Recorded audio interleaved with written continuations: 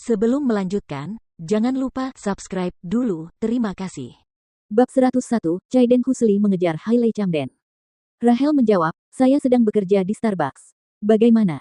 Apakah Anda punya kabar baik? Hailey menjawab dengan gembira, ya, aku sedang hamil. Benarkah?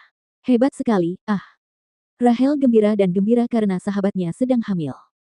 Namun, dia tiba-tiba berseru ngeri. Seorang pria di kedai Starbucks tempat Rahel berada tiba-tiba menumpahkan cangkir kopi yang dipegangnya ke bahu kiri Rahel secara tidak sengaja. Rahel awalnya geram dan mendongak dengan jengkel, lalu menyadari bahwa itu adalah seorang pemuda tampan dan tinggi. Dengan demikian, amarahnya langsung sirna. Ada apa? Rahel. Hailey bertanya dengan cemas setelah mendengar seruannya. Rahel berkata di telepon, oh, tidak apa-apa, seseorang tidak sengaja menumpahkan kopi ke tubuhku. Aku akan bicara denganmu nanti. Setelah menutup telepon, pemuda tampan itu meminta maaf kepada Rahel dengan sopan, aku benar-benar minta maaf soal itu, cantik. Biar aku yang membersihkannya untukmu. Pria muda itu mengambil selembar tisu dan menyeka pakaian Rahel dengannya.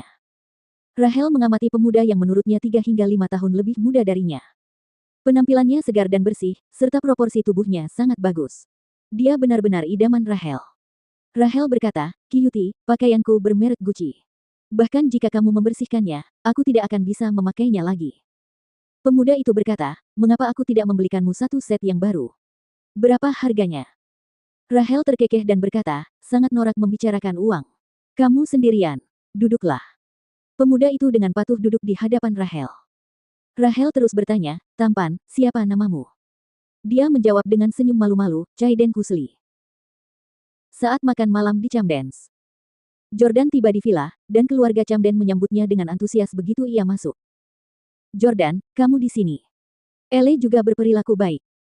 Jordan tersenyum, mencubit pipi tembam Ele, dan berkata, apakah kamu akhirnya bersedia berhenti menggodaku dan memperlakukanku sebagai sepupu iparmu? Ele bersaing dengan Hailey memperebutkan Jordan dan akan menulis surat cinta kepadanya setiap kali mereka bertemu. Ele menghela napas panjang dan berkata, semuanya sudah ditentukan. Aku tidak punya kesempatan lagi. Semuanya sudah ditetapkan. Jordan mengira Ele telah mengulangi kesalahannya, tetapi Hailey menyampaikan kabar baik itu ketika dia berjalan menuju meja dan hal itu membuat Jordan terkejut. Suamiku, kamu akan segera menjadi seorang ayah. Hailey berkata pada Jordan dengan gembira. Keluarga Camden bersorak kegirangan dan mengucapkan selamat kepada Jordan. Jordan juga sangat gembira. Ia memeluk Hailey dan menciumnya, sangat gembira karena ia akan segera memasuki fase kehidupan berikutnya. Sylvie menyambut Jordan dengan antusias dan berkata sambil tersenyum lebar, Jordan, kamu harus memikirkan nama untuk bayi itu. Kalau tidak, kamu bisa tanya kakekmu juga. Dia sangat berbudaya. Dia pasti punya banyak saran. Juga, banyak orang ingin membiarkan anak-anak mereka menikahi bayi Anda di masa depan setelah mendengar bahwa Hailey sedang hamil. Saya punya teman sekelas.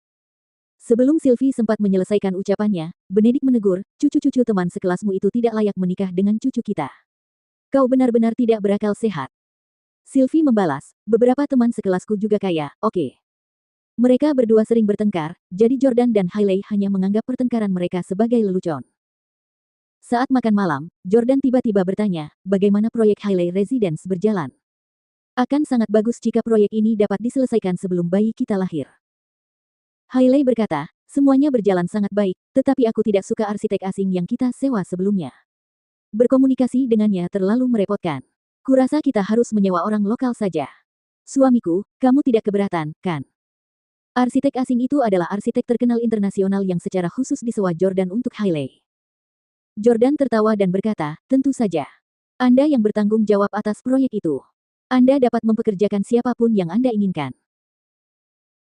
Hailey menerima telepon dari Rahel pada pukul 2 siang hari berikutnya. Kamu di mana, sayang? Tanya Rahel. Hailey menjawab, aku di Istana Ratu. Queen's Palace adalah nama panggilan Hailey untuk Hailey Residence karena dinamai menurut namanya. Rahel berkata, tunggu aku di sana. Aku akan segera ke sana. Tak lama kemudian, sebuah Aston Martin 177 edisi terbatas berhenti di lokasi pembangunan Hailey Residence. Begitu tiba, Hailey menyadari bahwa para pekerja dan staf di lokasi sedang menatapnya. Mobil sport itu jelas sangat luar biasa sehingga menarik perhatian semua orang.